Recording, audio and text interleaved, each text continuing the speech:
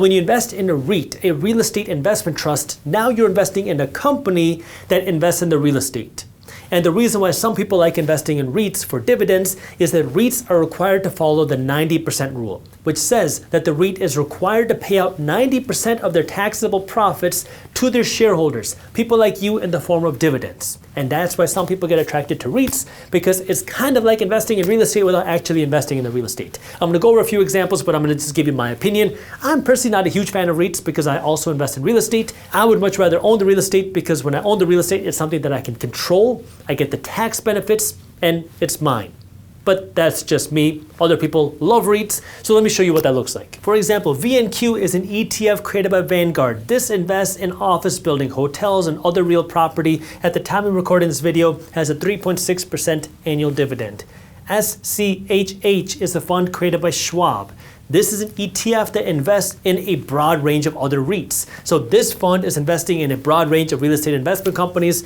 This is currently paying out a 3% annual dividend. And then we have XLRE, which is a fund that invests in development companies, management companies, and other broad real estate investment companies as well, which is currently paying out a 3.2% yield. So let's do some math. If you wanted the $50,000 today, you would have to invest $1.38 million into VNQ, $1.67 million into SCHH, and $1.56 million into XLRE. Again, the goal isn't to have the $1 million today, it's to slowly work your way there, because if you know this is your goal, now you can start attacking. You put some money aside to invest every single month. As you get a raise, you invest more money. As you start to get paid the dividend income, you reinvest that money. And the nice thing is, if you invest your money into a good investment, the value of investment goes up and the amount of money you get paid in dividends goes up as well. But I gotta give you one piece of warning. Never make your investment decision based solely off of the dividend yield. See, the mistake a lot of people make is when they get into this idea of dividend investing, I did this too, is you start looking for the highest dividend yields. And you say, okay, let me find the company or the fund that's paying out the highest dividend possible. But sometimes that can be misleading, because the company might show you a very high yield, but the company could also be on the verge of bankruptcy. Because sometimes a company's stock will be falling because it's a really bad company, but they haven't stopped the dividend yet. So if a company is paying out a 20% dividend, it's going to look very good. But if the stock price just fell 80%, you can start to see the problem. Make your investment decision based off of the underlying fundamentals of the company. The goal is to invest in a good company, not just a good dividend, a good company. And then this company should be healthy, should be profitable, and should be growing. If you can invest in a good company, well, now that's where you start to see all the benefits, because that's where you can see the growth and the value of your investment, and you can also see the growth and the value of your dividend. So not only are you seeing your investment go up, but you're also getting paid more money every single year because this company is good and they're growing their profits. That's why you want to go beyond just looking at the dividend yield that a company is paying. And just to be fully transparent, let me tell you the cons of investing in dividends. There's a couple cons. Con number one is when you're investing in a dividend-paying company, that means that you're probably not going to see the huge explosion in stock price. Because when a company is paying out their dividends, that means, again, they're taking their extra cash and they're just giving it away. They're not taking the extra cash and investing it for growth. They are giving it away to their shareholders, which means you get some of the money today, but you might not see the huge explosion in the stock price because they're not as aggressively investing in their growth as they potentially could.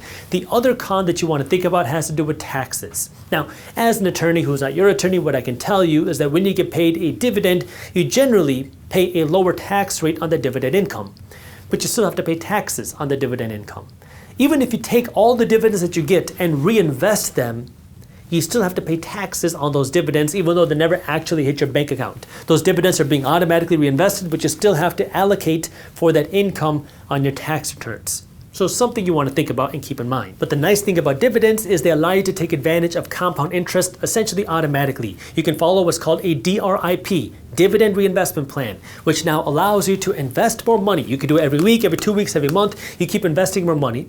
And then every time you buy more of this fund or this dividend paying machine, you take the money that you're making and you just automatically reinvest it. That way the machine keeps getting bigger and keeps printing out more money for you every time you invest more and every time you get paid that dividend. So let's show you now the 5 steps very quickly on how you actually put this into action. Step number 1 is research. What do you want to invest in? Is there a stock that you want to invest in, or do you want to invest in a fund? Know your strategy, figure out what it is that you want to invest in. Then number 2, automate money being invested. Maybe you follow something like 75, 15, 10. Maybe you're more aggressive with your investments. Maybe you're less aggressive depending on where you are, but you need to come up with a system so you're always putting money aside to your investments, and now you just keep, every time you get paid, throwing money into these machines that are paying you with dividends. You keep putting your money into your investments, and you want it to be automated, because if it's not automated, you can forget. You don't want to forget. Number 3, as you get paid with those dividends, you want to reinvest those dividends. DRIP stands for the Dividend Reinvestment Plan.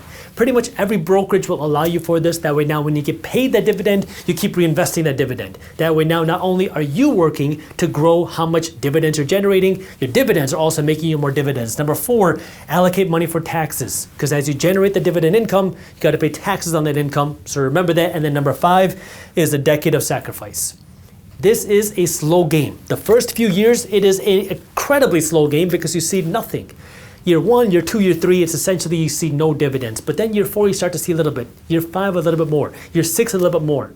And now you're starting to see the impact of this. By year 7, now you're starting to see the real power of this. By year 8, now you start to have a significant stream of income. By year 9, you're starting to see the potential of what might be coming. And by year 10, you will recognize how far you've come. It is not a get-rich-quick game, but it is a get-rich-actually game if you're willing to stick with it. And that's why I say a decade of sacrifice is what you need, where you're willing to spend less and earn more, because that time is gonna go. If you enjoyed this clip and you wanna continue your financial education journey, I have another video that I think you'll love. All you gotta do is click that button right over there. And for those of you who wanna stay up to date on the top finance and business news, you can join Market Briefs, my free financial newsletter, by clicking that button below. Thank you for watching, and I'll see you in the next one.